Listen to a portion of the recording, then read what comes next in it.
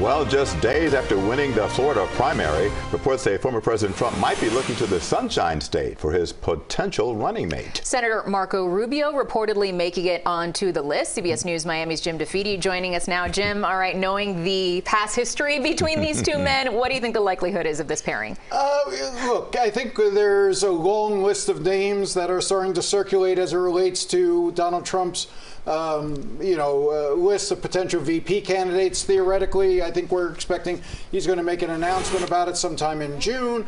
But, I don't know that I would be, making plans to move into the vice president's mansion just yet if I was Senator Rubio. I'm not sure that that given some of their history, I understand the rationale for putting him on the list. I'm just not sure it's a likely combination. It's interesting because you're talking about it, and of course they've called each other names in the past. Of course, Little Marco, and Rubio called him a con man, so back and forth. But why would Rubio be an asset to Trump, and how also could he be a liability? So look, I mean, with regard to him being an asset, Donald Trump is making a very large and significant play to improve his standing with Hispanic voters, and he has done that, and that is a critical vote not just here in Florida but in a lot of the swing states. If you look at them, Arizona, Colorado, all throughout, these are serious issues that with regard to alluring Hispanic voters, and having Rubio on the ticket would certainly do that. He also adds a certain level of seriousness and gravitas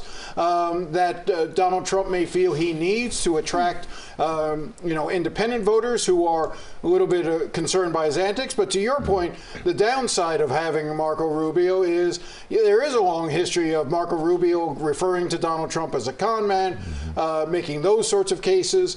I do think that, one of the things I could see Donald Trump enjoying potentially is having Marco Rubio and Kamala Harris in VP debates.